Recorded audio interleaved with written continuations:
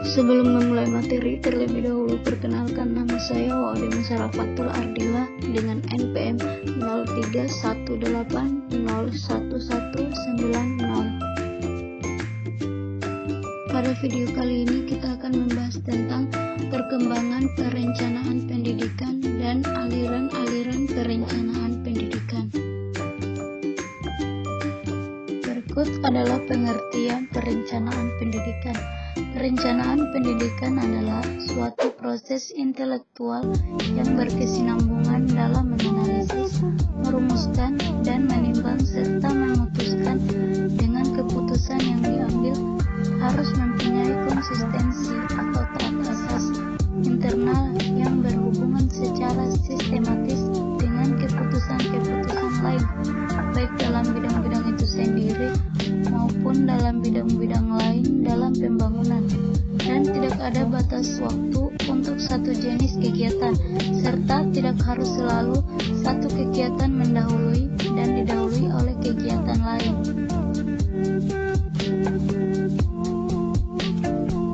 Definisi perencanaan pendidikan dari berbagai pendapat atau definisi yang dikemukakan oleh para pakar antara lain yaitu salah satunya menurut Profesor Dr. Yusuf Enoch. Perencanaan pendidikan adalah suatu proses yang mempersiapkan seperangkat alternatif keputusan bagi kegiatan masa depan yang diarahkan kepada pencapaian tujuan dengan usaha yang optimal dan mempertimbangkan kenyataan-kenyataan yang ada di bidang ekonomi, sosial, budaya, serta menyeluruh suatu negara.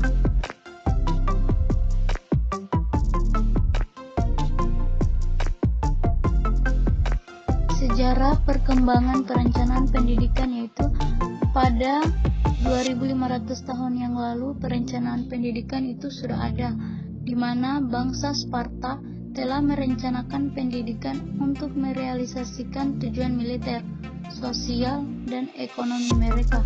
Plato dalam bukunya yang berjudul Republik menuliskan tentang rencana pendidikan yang dapat menjamin tersedianya tenaga kepemimpinan dan politik yang dibutuhkan oleh Athena. Cina dalam masa pemerintahan dinasti Han dan Peru pada masa kejayaan Inca merencanakan pendidikan mereka untuk menjamin kelangsungan hidup negara masing-masing.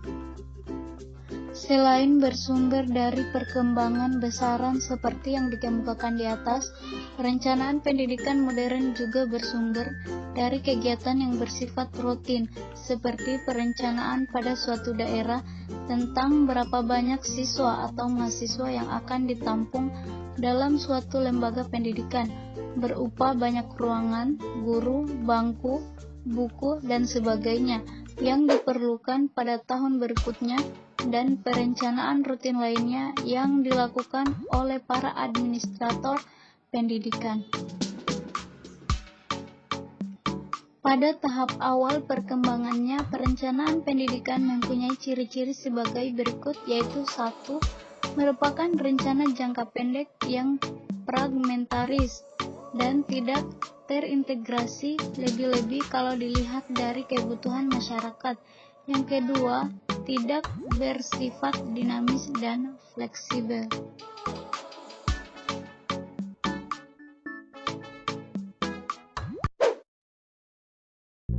Adapun aliran-aliran perencanaan pendidikan, yang pertama, aliran empirisme.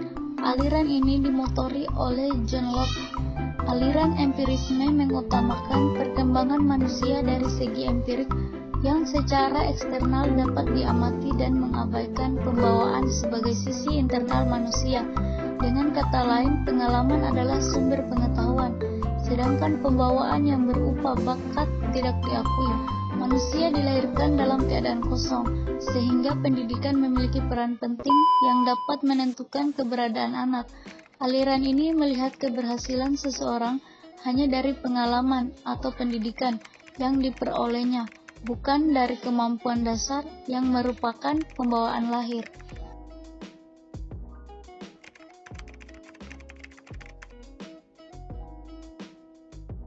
Yang kedua, aliran nativisme.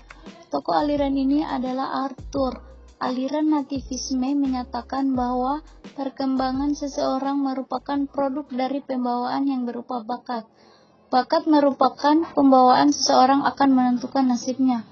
Aliran ini merupakan kebalikan dari aliran empirisme.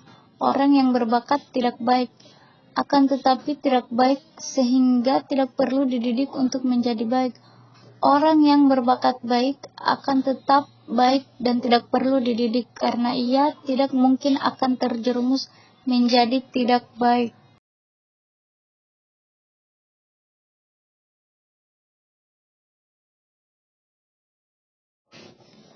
Yang ketiga, aliran naturalisme. Aliran ini menyatakan bahwa semua anak yang dilahirkan pada dasarnya dalam keadaan baik. Anak menjadi rusak atau tidak baik karena campur tangan manusia atau masyarakat. Pendidikan hanya memiliki kewajiban untuk memberikan kesempatan kepada anak untuk tumbuh dengan sendirinya.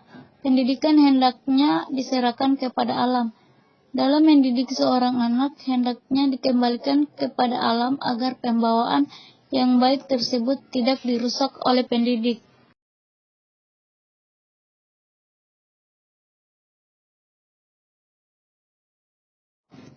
Yang keempat atau yang terakhir adalah aliran konvergensi.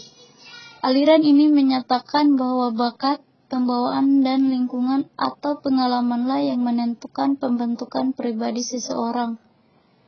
Pendidikan dijadikan sebagai penolong kepada anak untuk mengembangkan potensinya. Yang membatasi hasil pendidikan adalah pembawaan dan lingkungan. Aliran ini lebih realistis sehingga banyak diikuti oleh pakar pendidikan.